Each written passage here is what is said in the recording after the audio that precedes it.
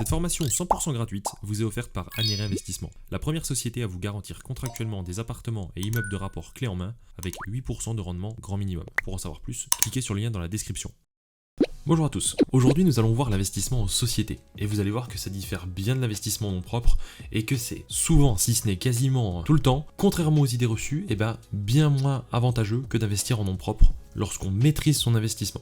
Alors typiquement, je vous le donne déjà, si vous achetez un appartement neuf sans travaux et que vous le louez en location nue et que vous êtes dans une tranche marginale à 30, 41 ou 45, alors oui, dans cette configuration, il vaut mieux acheter en société. Et encore quoique, vous allez voir. Ceci dit, vous allez voir que dans les exemples où c'est, on va dire, plus intéressant d'investir en société, c'est extrêmement rare.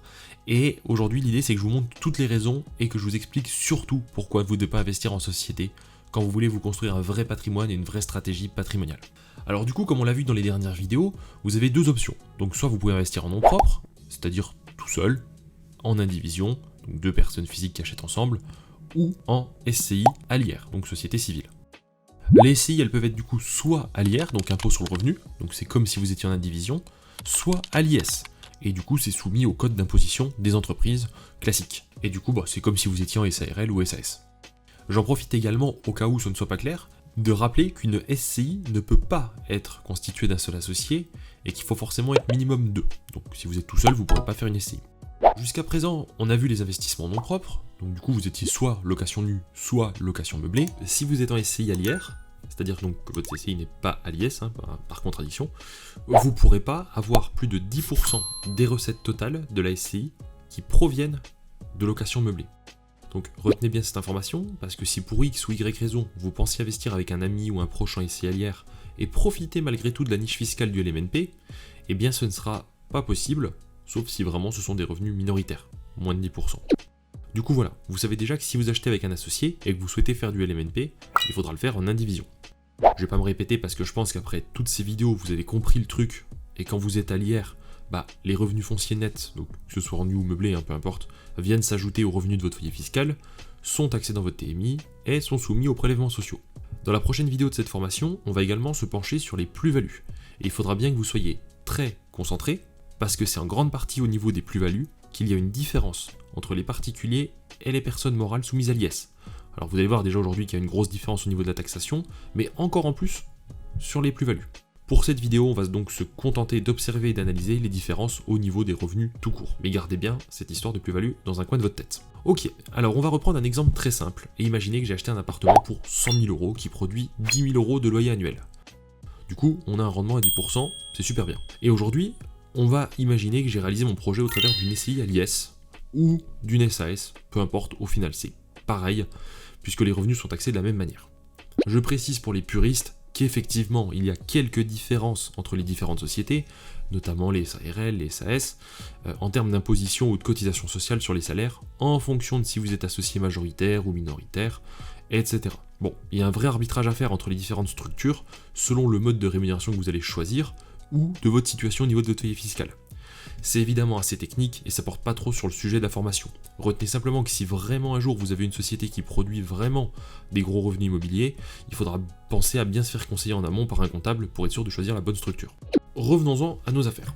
Notre appartement est donc détenu par ma SCI à l'IS, que j'ai monté avec, mon frère, admettons. Du coup, là comme je suis en société, tous les calculs, imposition, compte de résultats, etc. et tout ce que vous voulez ont lieu au niveau de la société. Pour l'instant, mon frère et moi, on est juste propriétaires des parts de la société, et comme j'ai une personne morale soumise à l'IS, à la fin de l'année, je dois établir des comptes officiels, c'est-à-dire compte de résultats, bilan, etc. À part si vous êtes évidemment vous-même comptable, il y a très peu de chances que vous sachiez tout faire. Donc vous allez devoir déléguer cette comptabilité.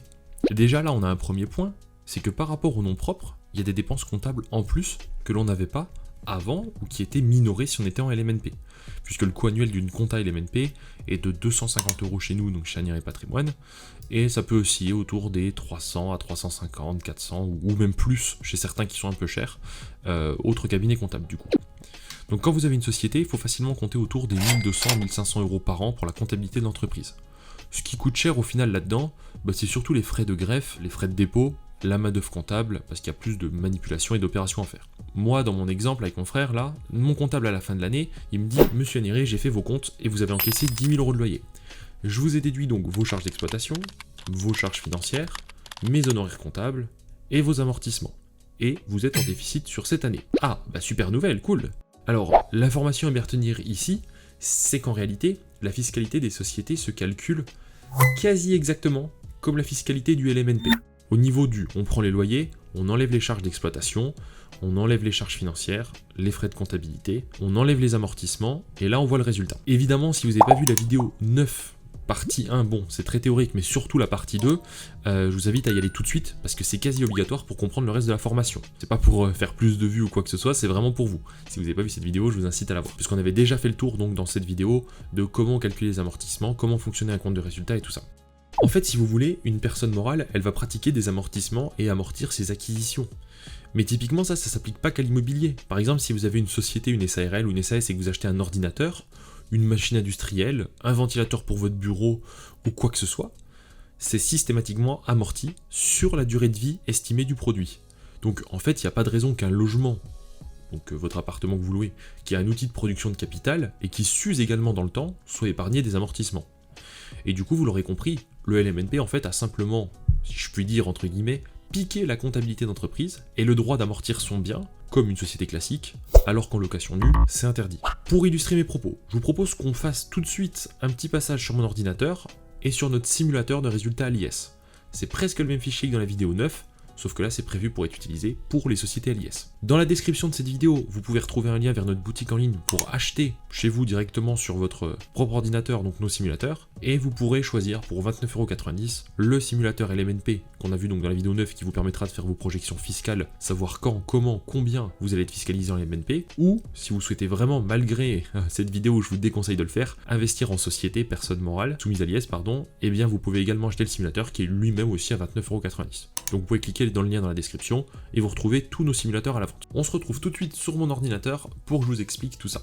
Du coup on se retrouve ici donc sur mon simulateur donc de résultats pour les sociétés à l'IS, qui est similaire mais différent dans les calculs par rapport au simulateur LMNP que vous avez vu dans la vidéo précédente. Les différences sont pas énormes, mais elles existent. Je vous les donne déjà comme ça en gros. Premièrement, c'est que le résultat, vous savez, qui est formé, du coup, là, dans l'exemple, et c'est ce qu'on va voir au travers de cette vidéo, il n'est pas taxé de la même manière, donc forcément, ça change. Et surtout, dans le cadre d'une société, le déficit a une durée de vie illimitée, alors que dans le cadre du LMNP, il a une durée de vie de 10 ans. Du coup, ça change un petit peu l'approche.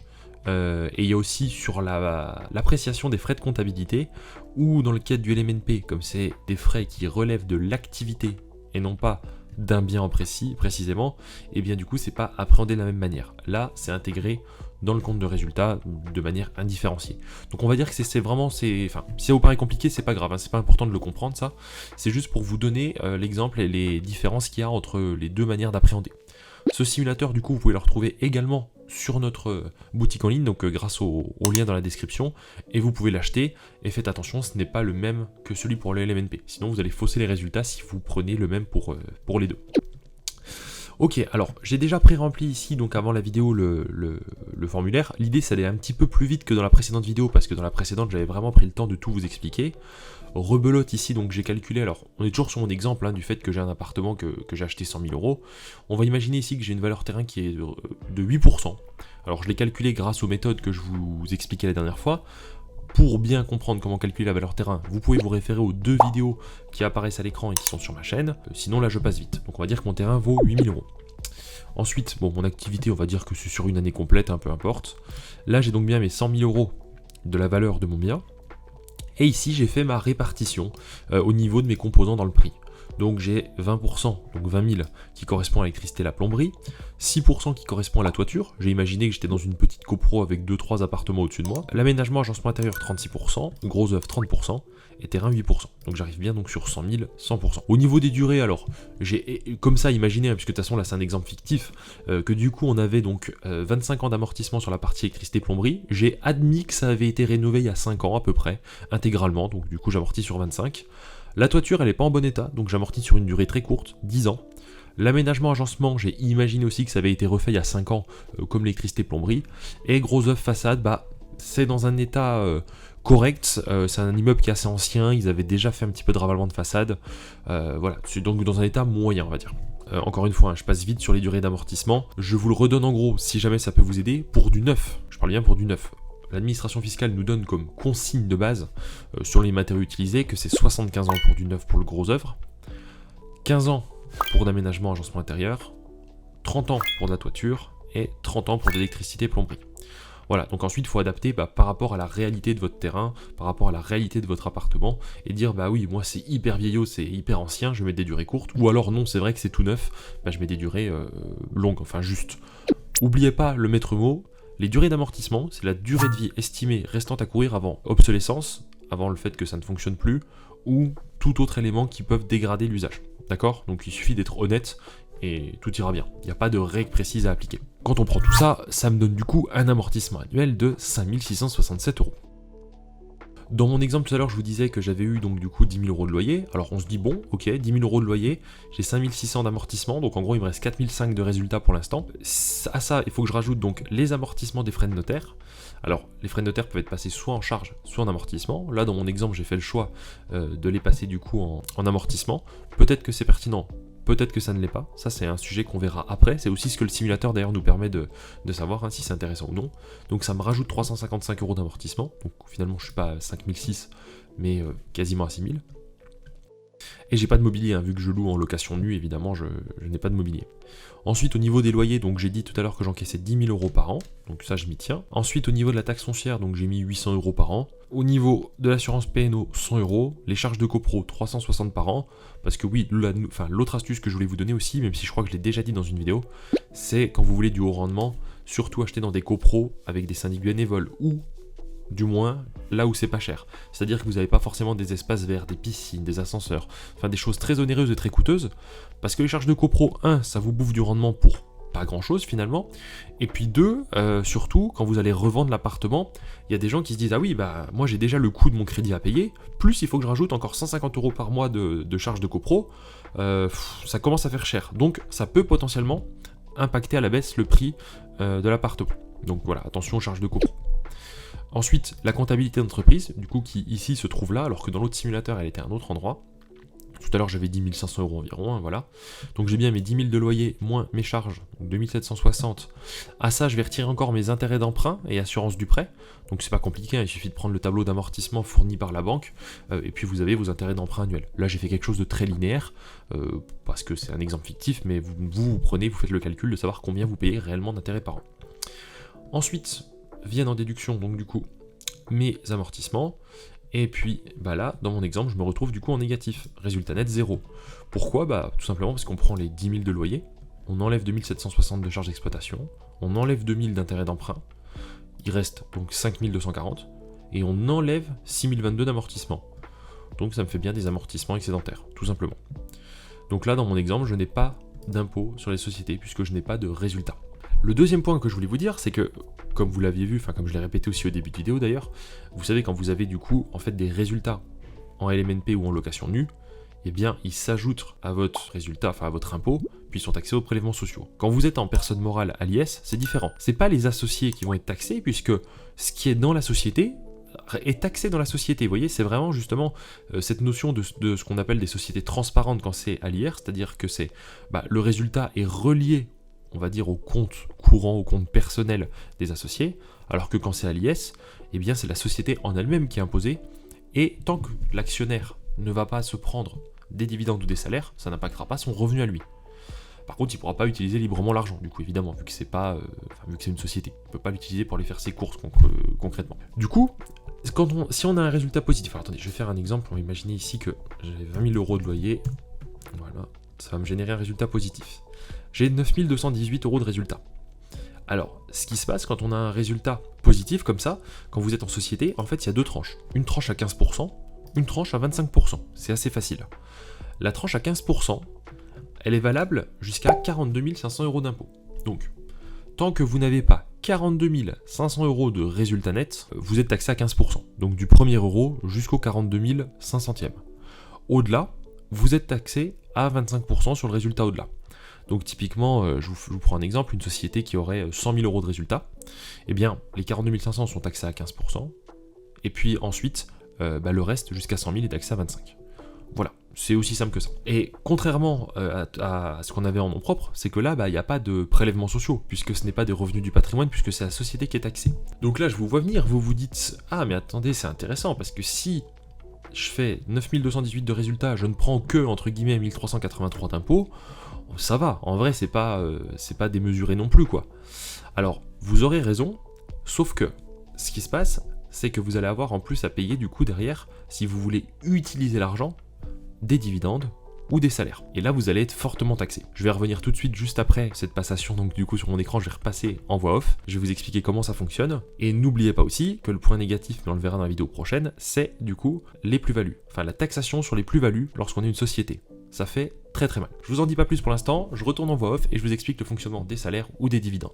Maintenant, du coup, je vais comme promis vous expliquer comment vous allez être taxé une fois que vous aurez payé votre IS. Déjà, il faut savoir qu'une fois l'IS payé, vous vous êtes acquitté de votre dette et vous ne devez plus rien à l'État au niveau de la société uniquement. Du coup, ce qui reste sur le compte de votre société, c'est les loyers encaissés sur l'année, moins les charges d'exploitation que vous avez payées, moins la mensualité du prêt que vous avez payé si vous avez un prêt, moins l'impôt sur les sociétés que vous avez dû payer si vous avez un résultat positif. Ainsi, du coup, la trésorerie restante, c'est vraiment le résultat de tout ça. Pour vous le reverser et profiter de cet argent à titre personnel, donc en disposer comme vous le souhaitez, deux options possibles. Soit vous prenez des salaires tous les mois, ce qui est assez rare, en tout cas dans le cadre d'investissement immobilier comme ça, c'est assez rare. Il faut quand même avoir une trésorerie régulière et solide. Soit sinon vous prenez des dividendes, c'est-à-dire que vous attendez que le bilan soit établi et vous vous dites « Ah ok, il reste X euros comptablement, du coup je me les prends en dividendes », ce qui est plus souvent le cas d'ailleurs. Si vous prenez une rémunération, les salaires que vous allez vous verser, ils vont compter comme une charge, c'est-à-dire que du coup, ça c'est avantageux puisque ça va réduire votre résultat. Ça va le ramener probablement à 0 si vous prenez toute votre trésorerie. Du coup, si vous êtes à 0, plus d'IS. Donc vous économisez les 15 ou 25% d'impôt sur les sociétés. Par contre, la mauvaise nouvelle, c'est que quand vous versez un salaire, vous allez devoir cotiser aux cotisations sociales à hauteur d'environ 40 à 45% du montant versé. Et ensuite, vous allez devoir l'ajouter à vos propres revenus sur votre foyer fiscal et payer l'impôt sur le revenu en plus dessus. Si vous prenez là de votre SCI un salaire, c'est comme si c'était un vrai salaire d'une vraie boîte, comme si vous aviez votre propre, boîte de plomberie, admettons, à côté, et que vous prenez un salaire. C'est pareil, en fait, que ce soit de l'immobilier ou non, ça change rien.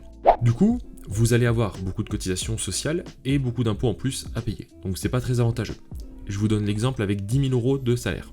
Donc 10 000 euros de salaire, si c'est tous les mois, ça commence à être conséquent, si c'est une fois par an, bon, c'est pas conséquent, mais vous allez voir qu'il vous reste pas grand chose. Vous aurez du coup, admettons, si vous avez 10 000 euros de salaire versé, déjà 4 500 euros qui partent en cotisation sociale. Donc l'URSSAF vient se servir sur votre compte 4 500 euros. Du coup, sur les 10 000, il reste plus que 5 500, à la louche, qui arrivent sur votre compte perso.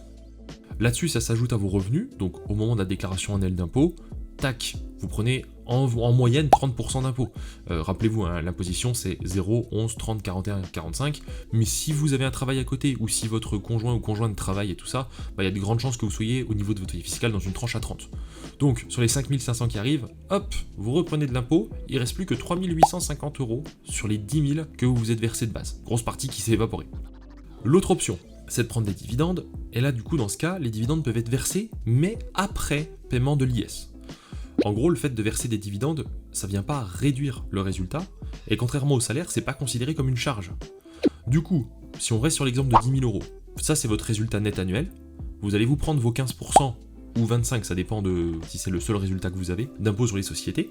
Bon alors on va imaginer que c'est le seul, donc on va dire que vous prenez 15% d'impôt sur les sociétés, donc 1500 euros, donc il reste plus que 8500 euros de trésorerie, et si vous prenez cette trésorerie sous forme de dividende, vous allez payer 30% tout rond de flat tax. La flat tax, en fait, c'est une évolution assez récente de la loi qui a permis de réduire un peu, vraiment pas beaucoup, la fiscalité. Puisque dedans, il y a 17,2% de prélèvements sociaux et 12,8% d'impôts sur le revenu. Le fisc, en fait, a fait ça parce que, globalement, on était trop décalé par rapport aux impositions moyennes des autres pays européens. Du coup, il y avait non pas de la fraude, mais bel et bien des fuites fiscales, où les gens quittaient volontairement la France pour prendre moins de dividendes. Enfin, de taxes sur les dividendes. Donc du coup, vous savez que 30% total, 17,2% de prélèvements sociaux, 12,8% d'impôts, et c'est important de le savoir et de le segmenter parce que les prélèvements sociaux et l'impôt sur le revenu ne financent pas les mêmes dépenses publiques. Du coup, typiquement quand vous financez l'impôt sur le revenu, vous financez la plupart des dépenses de l'État, concrètement éducation, armée, collectivité, aide sociale et tout ce que vous voulez, alors que les prélèvements sociaux, c'est beaucoup plus orienté sur la sécurité sociale, le remboursement de la dette, qui commence à nous coûter d'ailleurs très cher.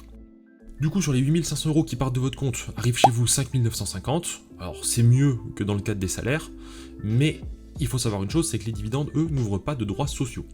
Et du coup, là-dessus, vous cotisez pas au chômage ni à la retraite.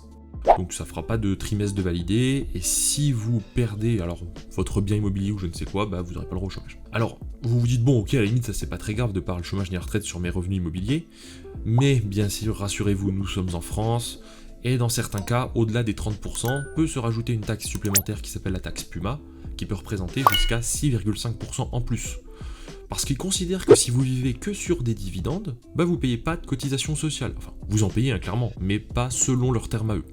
Et du coup, l'idée de cette taxe, c'est de faire payer encore plus aux entrepreneurs pour l'assurance maladie universelle, parce que comme c'est pas cotisé au travers de l'URSSAF, bah du coup ils se rattrapent là-dessus en disant bah oui mais attendez là vous profitez de la sécu, alors oui vous avez quasiment payé 17,2 dédié à ça dans vos prélèvements sociaux, mais on vous demande quand même 6,5 en plus. Du coup bah ça fait une taxation à 36,5 si vous n'avez pas d'autres revenus soumis aux cotisations. Donc en gros, vous n'avez pas de salaire à côté. C'est une taxe dégressive, il y a un plafond, etc. C'est un peu compliqué, mais voilà, retenez ça. Du coup, si je fais un récap, lorsque vous prenez des salaires, vous avez pas d'impôt sur les sociétés si vous prenez toute la trésorerie en salaire et qu'il reste rien.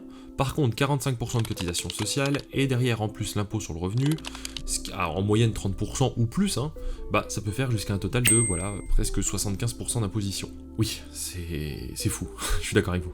Si vous prenez les dividendes, vous payez entre 15 et 25% d'impôt sur les sociétés, et derrière entre 30 et 36,5% de flat tax avec la taxe PUMA en plus. Ce qui fait un total maximum en tout cas à 61,5%. Ce qui est aussi assez fou. Du coup, je pense que là, vous commencez à comprendre que pour bien vivre ou pour épargner avec une société à l'IS, bah, il faut clairement produire entre 3 et 4 fois ce que vous allez verser. C'est clairement de la pure folie, et les chiffres que je vous donne là, c'est pour tout type de société à l'IS.